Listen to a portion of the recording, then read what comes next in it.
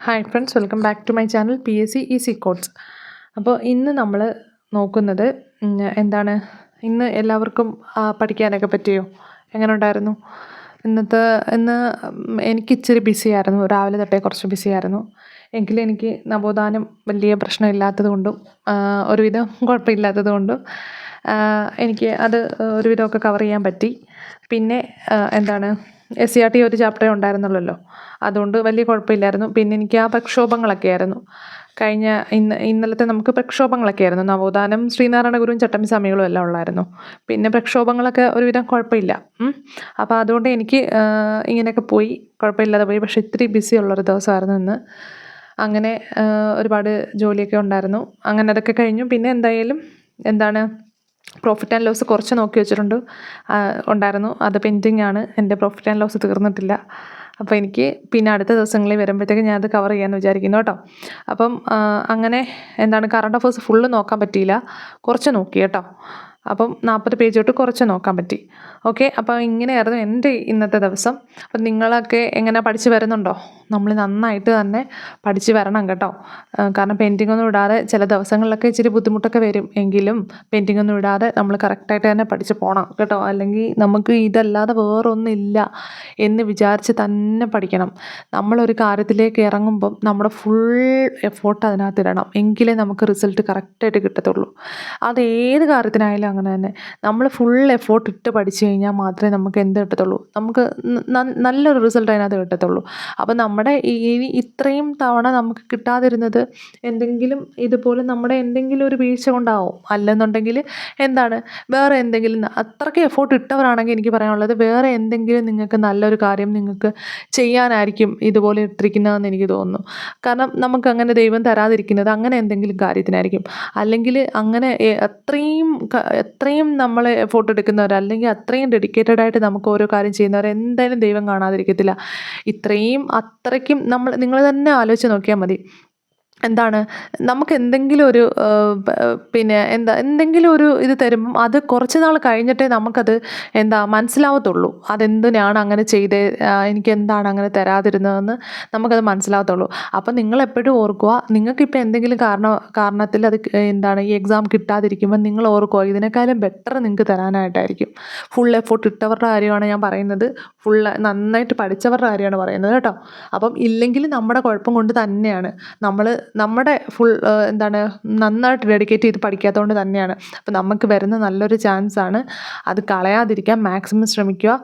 Okay, അപ്പം ഞാൻ ഇന്നും ഞാനൊരു കാര്യത്തിന് വേണ്ടിയിട്ട് പോയപ്പം ഇന്നും താലൂക്കിലും വില്ലേജിലും ഒക്കെ എനിക്ക് പോകേണ്ടി വന്നു. അപ്പം അത് വീണ്ടും എന്നെ ഇത് വീണ്ടും ഇങ്ങനെ മനസ്സിൽ ഭയങ്കരമായിട്ടും ഓരോരുത്തരെയും കാണുമ്പം അവരുടെ ആ ഒരു ആ ഒരു പൊസിഷനും നമ്മൾ ഇത്രയൊക്കെ എന്ത് പഠിച്ചിട്ടും കാര്യമൊന്നുമില്ല.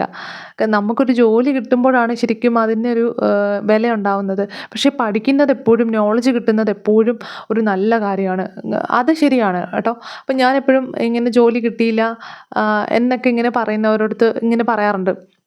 കാരണം നമ്മൾക്ക് മുമ്പ് ഒന്നും അറിയില്ലായിരുന്നല്ലോ. എൻ്റെയൊക്കെ കേസിൽ എനിക്കൊന്നും അറിയത്തില്ലായിരുന്നു. ഞാൻ പഠിക്കുന്ന സമയത്ത്, ഞാൻ ആദ്യത്തെ വീഡിയോയിൽ തന്നെ പറഞ്ഞിട്ടുണ്ട്, ഞാൻ പഠിക്കുന്ന സമയത്ത് എനിക്ക് ശരിക്കും പറഞ്ഞു കഴിഞ്ഞാൽ ഈ GK യെക്കുറിച്ച് ഒരു അവയർനെസ്സും ഇല്ല.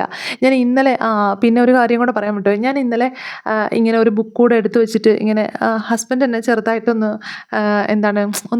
ഒന്ന് ആദ്യം ഒന്ന് പറഞ്ഞു തരുമായിരുന്നു ലോകത്തിൻ്റെ കാര്യം. ലോകത്ത് എനിക്ക് വലിയ വിവരമൊന്നും ഇല്ലായിരുന്നു. അപ്പം ഇങ്ങനെ പറഞ്ഞു തരുമായിരുന്നു ലോകത്തിൽ നടന്ന കാര്യങ്ങളും, ഇങ്ങനെ ഓരോ കാര്യങ്ങളൊക്കെ പറയുന്ന സമയത്ത് ഇങ്ങനെ. ഞാനപ്പോൾ എനിക്ക് ക്യൂരിയോസിറ്റിയോട് നോക്കിയിരിക്കുമ്പോൾ അപ്പം ഇങ്ങനെ ഓരോ പറഞ്ഞു തരുമായിരുന്നു. പുള്ളിക്ക് ചരിത്രം ഭയങ്കര ഇഷ്ടമാണ്. അപ്പം അങ്ങനെ പറഞ്ഞു തന്നപ്പം എനിക്ക് അതിനെക്കുറിച്ചൊന്നും ഒറ്റ ഐഡിയ ഇല്ല. അപ്പം ഞാനിങ്ങനെ PSCയിലോട്ട് പുള്ളിക്ക് എന്നെ കൊണ്ടുവരാൻ ഇഷ്ടമാണ്. അപ്പം അതിന് വേണ്ടിയിട്ടാണ് ഇങ്ങനെ പറഞ്ഞു തന്നത്. അപ്പം ഞാനിങ്ങനെ ബുക്കിനകത്ത് ഇങ്ങനെ എഴുതി ഇട്ടു, പുള്ളി ഇങ്ങനെ പറയുന്നതൊക്കെ അങ്ങനെ അങ്ങനെയൊക്കെ ഉണ്ടായിരുന്നല്ലേ. അപ്പം ഇന്നലെ ഞാൻ ആ ബുക്കുകളൊക്കെ എടുത്ത് വെറുതെ അതെന്തോ ഒരു കാര്യത്തിന് എടുത്തപ്പോഴത്തേക്കും ഞാൻ എഴുതിയിട്ടിരിക്കുന്നതൊക്കെ ശരിക്കും പറഞ്ഞു കഴിഞ്ഞാൽ എനിക്കിപ്പം വെറും ഒരു LKG കുട്ടി അന്ന് എഴുതിയിട്ടതായിട്ടാണ് എനിക്ക് തോന്നുന്നത്. LKG പഠിക്കുന്നൊരു കുട്ടി എഴുതിയിട്ടതായിട്ടാണ് എനിക്ക് തോന്നുന്നത്. അത്രയ്ക്കും നമ്മൾ വന്നു കഴിഞ്ഞു. കാരണം അന്ന് പറഞ്ഞു തന്ന ആ കാര്യങ്ങൾ ഞാൻ അന്ന് എന്തോ വലിയ കാര്യമായിട്ടാണ് ഇതിനെ കണ്ടുകൊണ്ടിരിക്കുന്നത്, ഈ പുള്ളി പറയുന്നതൊക്കെ. അപ്പം ഇന്ന് ആ ബുക്ക് എടുത്ത് നോക്കിയിട്ട് ഞാൻ ഇന്ന് ഹസ്ബൻഡിനോട് പറഞ്ഞു, ഇതൊക്കെ ശരിക്കും പറഞ്ഞു കഴിഞ്ഞാൽ അതൊരു എന്താണ്, ഒരു ഫൗണ്ടേഷൻ ആയിരുന്നു. പക്ഷേ ശരിക്കും ആ സമയത്ത് ഞാൻ എവിടെയായിരുന്നു നിന്നിരുന്നതെന്നും ഇപ്പോൾ ഞാൻ എവിടെയാണ് നിൽക്കുന്നതെന്നും എനിക്കത് നന്നായിട്ട് മനസ്സിലാക്കാൻ പറ്റി. അപ്പോൾ തന്നെ നമുക്ക് മനസ്സിലാവാം എന്താണ് നമുക്കിപ്പോൾ എനിക്കിപ്പോൾ ഒരാളോട് സംസാരിക്കാൻ ഏത് വിഷയത്തെക്കുറിച്ചായാലും ഒരു പ്രശ്നമില്ല സംസാരിക്കാൻ. കാരണം നമ്മൾ അത്രയ്ക്കും നമ്മുടെ നോളജ് വളർന്നു കഴിഞ്ഞു. അപ്പം ഒന്നും ഇല്ലെങ്കിലും നമുക്ക് ഇത്രയും കിട്ടിയില്ലേ, നമുക്ക് ഇത്രയും നോളജ് ഇപ്പം ആരോടെങ്കിലും ഒന്ന് സംസാരിക്കാൻ, ഏതെങ്കിലും ഒരു കറണ്ട് വിഷയത്തെക്കുറിച്ചായാലും അല്ലാത്ത എന്ത് വിഷയത്തെക്കുറിച്ചായാലും നമുക്ക് സംസാരിക്കാൻ, നമുക്ക് അങ്ങനൊരു ഇത് കിട്ടിയില്ലേ, ഒരു പേടിയില്ലാതെ നമുക്കങ്ങനെ സംസാരിക്കാനുള്ളൊരു ധൈര്യം കിട്ടിയില്ലേ. പണ്ട് നമ്മൾ ആയിരുന്നു, ഒന്നുമില്ലായിരുന്നു. അപ്പോൾ അതുപോലെ തന്നെയാണ്. അപ്പോൾ അത്രയ്ക്കും നമ്മളായി. അപ്പം ഇത്രയും ഒരു ലെവലിൽ നിന്നിട്ട് ഇനിയൊരു മടങ്ങിപ്പോക്കില്ല. ഇനി ഈ ജോലി കിട്ടാതെ നമ്മളൊരു മടങ്ങിപ്പോക്കില്ല എന്ന് മനസ്സിൽ ഉറപ്പിച്ചിട്ട് ഇതിലിറങ്ങുക. ഓക്കെ, അപ്പം അതാണ് ഞാൻ ഇന്ന് അവിടെ പോയപ്പം അവരെല്ലാവരും ആ ഒരു പൊസിഷനിൽ ഇരിക്കുന്നവർക്കെല്ലാം ഒരു റെസ്പെക്റ്റ് കൊടുക്കുന്നതും ഇതൊക്കെ എനിക്കത് ഫീൽ ചെയ്യാൻ കാണാൻ പിന്നെയും പറ്റിയതുകൊണ്ട് മനസ്സിൽ വീണ്ടും വീണ്ടും ഉറക്കുകയാണ്. അപ്പം അതൊക്കെ ഒന്ന് ഷെയർ ചെയ്തതാണ് കേട്ടോ. അപ്പോൾ ഇതുപോലുള്ള ഓരോരോ സിറ്റുവേഷൻസ് ഉണ്ടാകുമ്പം നമുക്ക് കിട്ടിയില്ലല്ലോ, പിന്നെ നാളെ ഒരു സമയത്ത് നമുക്ക് അത് കിട്ടിയില്ലല്ലോ, ഞാൻ കുറച്ചുകൂടെ നോക്കിയായിരുന്നെങ്കിൽ പറ്റുമായിരുന്നല്ലോ എന്നൊക്കെ പറഞ്ഞിട്ട് നമ്മൾ ആ റിഗ്രറ്റ് ചെയ്യാൻ ഒരിട വരുത്തരുത്. അതുകൊണ്ട് മാക്സിമം നിങ്ങൾ നന്നായിട്ട് പഠിക്കുക കേട്ടോ. അപ്പം നമ്മൾ തീർത്ത് വരുവാണെങ്കിൽ ഈ ടൈം ടേബിൾ വെച്ച് നിങ്ങൾ പഠിച്ചു കഴിഞ്ഞാൽ നിങ്ങൾ സെറ്റാണ്.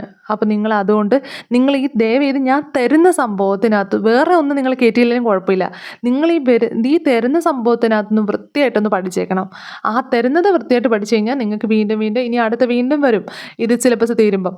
അപ്പോൾ അങ്ങനെ റിവിഷൻ ചെയ്ത് സെറ്റാക്കി എടുക്കാം കേട്ടോ. അതുകൊണ്ട് എല്ലാവരും ഉഴപ്പില്ലാതെ നന്നായിട്ട് തന്നെ പഠിക്കണം. അപ്പം നാളെ നമുക്ക് ഇനി നമുക്ക് പുതിയ SCERT ചാപ്റ്ററുകളൊക്കെ പഠിച്ചു തുടങ്ങണം. പിന്നെ കുറേ പേര് എനിക്ക് ടെലിഗ്രാമിലൊക്കെ കുറേ മെസ്സേജൊക്കെ അയക്കുന്നുണ്ട്. അല്ലാതെയും മെസ്സേജസൊക്കെ വരുന്നുണ്ട്.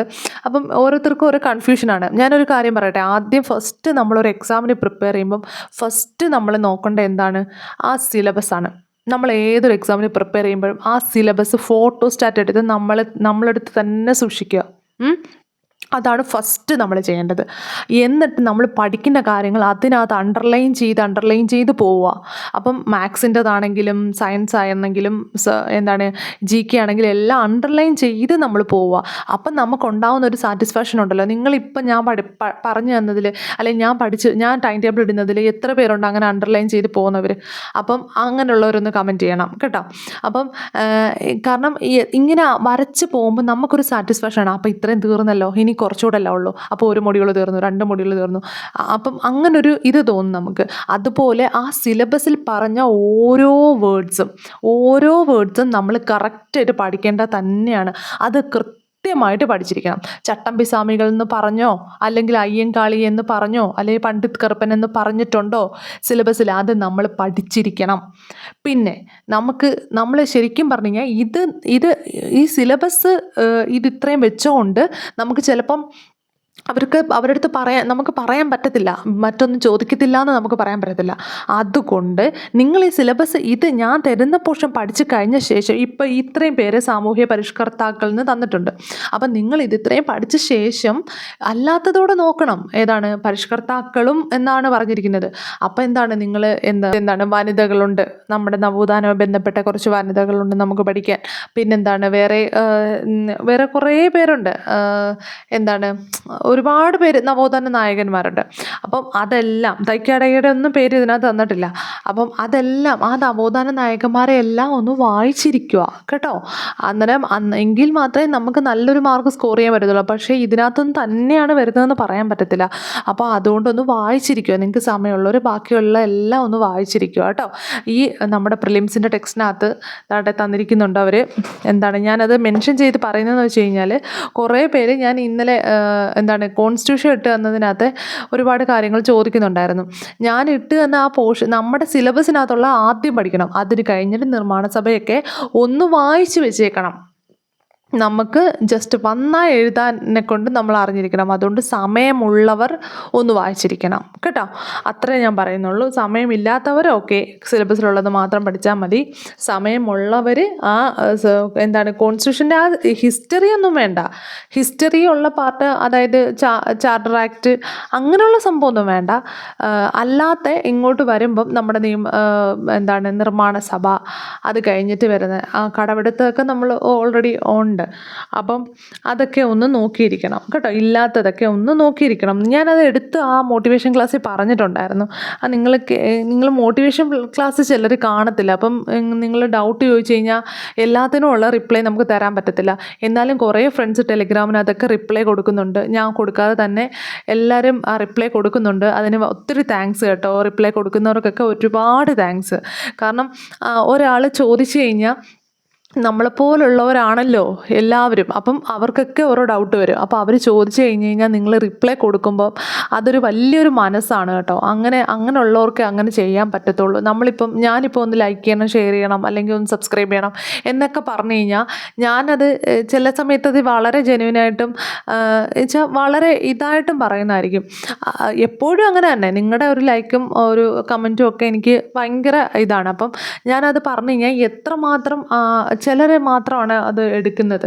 അപ്പം അന്നേരം നമ്മൾ എന്താണ് ആ ഒരു കാണിക്കുന്ന ഒരു മനസ്സ്, ആ റിപ്ലൈ കൊടുക്കാനും ആ ഒരു ഒന്ന് ഷെയർ ചെയ്യാനും ഒരു PDF ഷെയർ ചെയ്യാനും ഒക്കെ ഒരു വലിയ മനസ്സ് വേണം കേട്ടോ. അങ്ങനെയുള്ളവർക്ക് അങ്ങനെ ചെയ്യാൻ പറ്റത്തുള്ളൂ. അതിനൊക്കെ ഒരുപാട് താങ്ക്സ് ഉണ്ട് കേട്ടോ.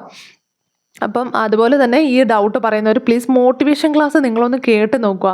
അല്ല ഡേ 1 തൊട്ട് പഠിക്കണമെന്ന് ചോദിക്കുമ്പോൾ ആ ഡേ 1ൻ്റെ ക്ലാസ് ജസ്റ്റ് ഒന്ന് സ്പീഡിലിട്ട് ജസ്റ്റ് ഒരു 15 മിനിറ്റ് അല്ലെങ്കിൽ ചിലപ്പോൾ 15 മിനിറ്റ് 15-16 മിനിറ്റേ കാണത്തുള്ളൂ. അപ്പം ആ ഒരു ക്ലാസ് ഒന്ന് ജസ്റ്റ് സ്പീഡിലിട്ട് നിങ്ങളൊക്കെ ഒരു 2x കേട്ട് കഴിഞ്ഞാൽ നിങ്ങൾക്കതൊരു പകുതി സമയം കൊണ്ട് തീർക്കാവുന്നതല്ലേ ഉള്ളൂ. അപ്പം നിങ്ങളതൊന്ന് കേട്ട് നോക്കണം. അതിനകത്ത് ഞാൻ പറയുന്നുണ്ട്, എടുത്തെടുത്ത് ഓരോ കാര്യങ്ങളും പറയുന്നുണ്ട്. അപ്പോൾ അത് കേട്ട് നോക്കിയിട്ട് വന്ന് കമൻറ്റ് ചെയ്യുക കേട്ടോ. എല്ലാവർക്കും പഠിക്കേണ്ട സമയമല്ലേ. കാരണം എല്ലാവർക്കും സമയം എല്ലാവർക്കും വാല്യുബിളാണ്. അപ്പം അതുകൊണ്ട് നിങ്ങളതൊന്ന് കേട്ട് നോക്കുക കേട്ടോ. ഓരോ മോട്ടിവേഷൻ ക്ലാസ് നിങ്ങളൊന്ന് കേട്ട് നോക്കുക. അതിനകത്ത് എന്തെങ്കിലുമൊക്കെ കാര്യങ്ങൾ പറയുന്നുണ്ടായിരിക്കും പഠിക്കുന്നതുമായിട്ട് ബന്ധപ്പെട്ട്.